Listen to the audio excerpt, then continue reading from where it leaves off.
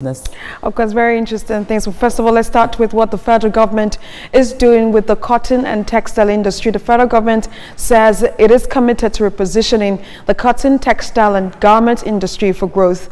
Minister of State for Industry, Senator John Eno, said this at a stakeholders meeting on revitalizing Nigeria's cotton, textile and garment industry in Abuja. The theme for the meeting was tagged Co-Creating Solutions to Grow CTG industry in Nigeria.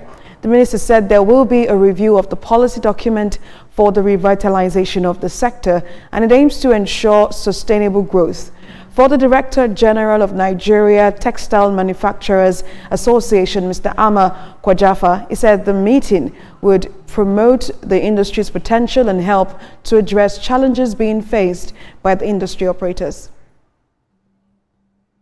And the federal government and China Machinery Corporation have signed a contract agreement worth $328.8 million, and it's aimed at improving power supply across the country.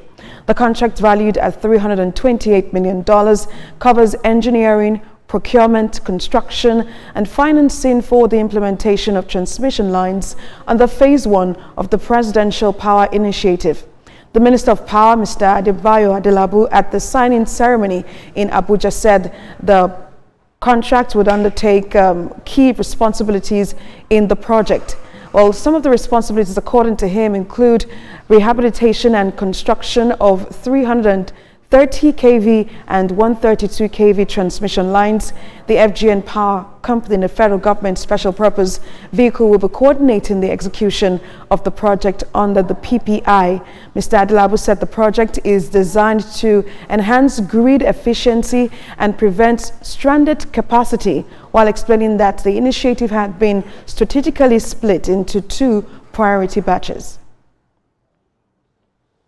The Livestock Productivity Resilience and Research Project funded by the World Bank is ramping up efforts to develop Nigeria's livestock sector, starting with infrastructure across 20 states. The national coordinator of the project, Mr. Sanusi Abubakar, revealed this at a workshop on value chain enhancements for effective market access in Abuja. Ulama Oyemachi has the story. The federal government is doubling down on efforts to grow the non-oil export sector by empowering agriculture, promoting industrialization, and supporting small businesses. A key part of that push is livestock farming, an under-tapped segment of Nigeria's agricultural economy. This time. Now, through the World Bank-funded El-Press project, the government is focusing on improving infrastructure and strengthening value chains. But it is not without its challenges. The World Bank is the funders. They are the one that is funding this project. It's a $500 million project, and currently we are in 20 states: Adamawa, Taraba, Borno, Bauchi, Yobe, Gombe. That is 6 states from Northeast. Then North Central we have Plateau, Kogi, Kwara and Niger states. In Northwest we have Sokoto, Kano, Kaduna. About a month ago, the Brazilian delegation were here in Nigeria to see if they can invest in the country's livestock. So these are all avenues for Nigeria to tap into and diversify our economy and generate more foreign exchange. A lot of people are seeing the livestock farming as elderly people's businesses, and then maybe the return on it is not so well. And that is why we have the World Bank supporting this project to ensure that they have value for it and they enjoy what they are doing and also have a good advantage of it. Also speaking at the clinic, the president of Nigeria's Saudi Chamber of Commerce said the project could help unlock new export opportunities, drawing foreign investment and connect farmers to international markets. If we open up the market internationally, especially the Saudis import almost all their food. They need the red meat. They need our fresh goats, they need the goats, they need the sheep and so on. So this is extremely important. What we are here for is mainly to have knowledge about how our farmers, our stakeholders will be able to expand on their business, market linkage also, and also access to finance. If you are in Adamawa State today, you would have seen what El-Press has done. From the abattoirs in the state, from water harvesting points, boreholes for our livestock to drink. There are high expectations that El Press will be a blueprint for transforming other segments of Nigeria's agricultural value chain.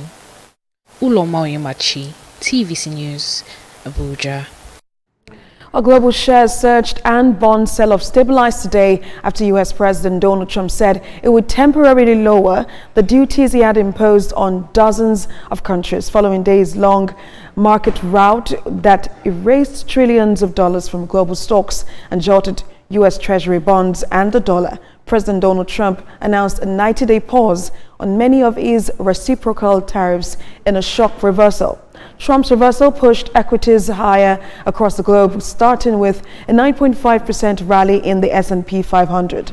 European shares are also recovering today. The Pan-Continental Stocks 600 is up 5.3%, on track for its biggest one-day gain since March 2020.